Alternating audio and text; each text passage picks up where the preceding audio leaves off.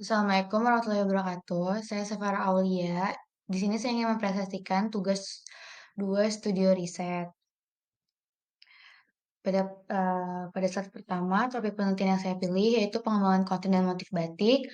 Untuk jenis penelitiannya yaitu curiosity. Selanjutnya, pemaparan hasil pengumpulan dan sumber data. Akhir-akhir ini, pemerintah Indonesia sangat mendorong penggunaan mobil listrik, seperti yang pernah disampaikan oleh Presiden Joko Widodo pada acara Tahunan Industri Jasa Keuangan tahun 2020 di Grand Ballroom The Ritz-Carlton Pacific Place, Jakarta, bahwa hanya mobil listrik yang suatu saat nanti diperbolehkan berlalu di ibu kota.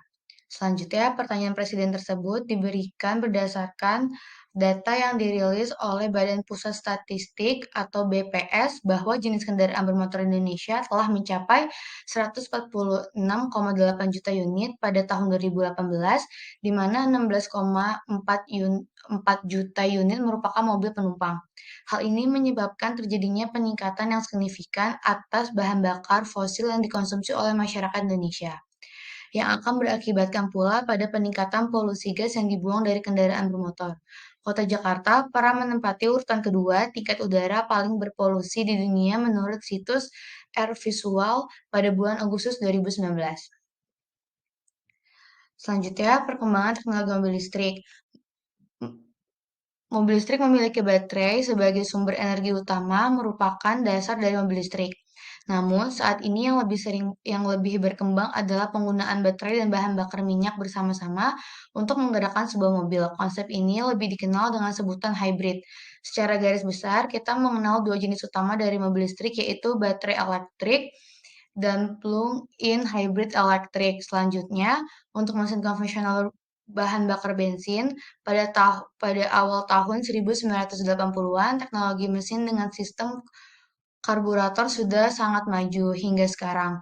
Nyatanya, sistem bahan bakar konvensional menggunakan karburator tetap diaplikasikan baik pada mobil ataupun motor. Namun, mesin berbahan bakar bensin menimbulkan polusi udara sehingga membuat udara tercemar. Selanjutnya, zaman selalu berubah, begitupun dengan motif batik. Motif batik dapat menginformasikan suatu perubahan zaman yang sedang berlangsung. Batik adalah hasil karya bangsa Indonesia yang merupakan perpaduan antara seni dan teknologi oleh leluhur bangsa Indonesia.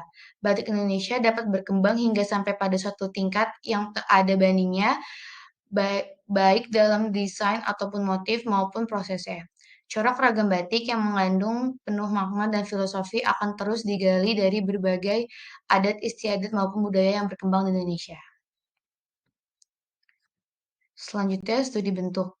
Pada mesin konvensional, yaitu uh, dia menggunakan bahan bakar bensin lalu memiliki komponen yang banyak dan menyebabkan polusi udara.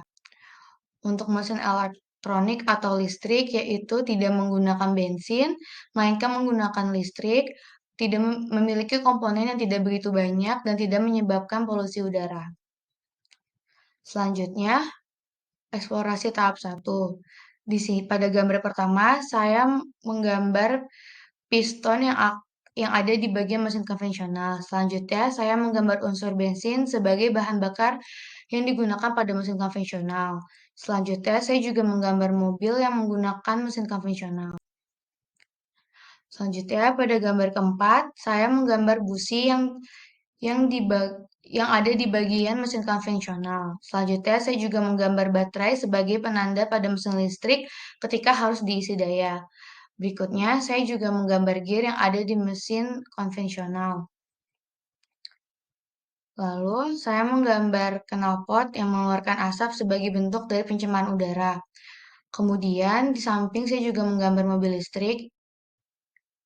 Lalu yang terakhir saya menggambar listrik sebagai tenaga yang digunakan pada mesin elektronik. Untuk pendekatan visualnya, saya menggunakan pendekatan visual doodle art.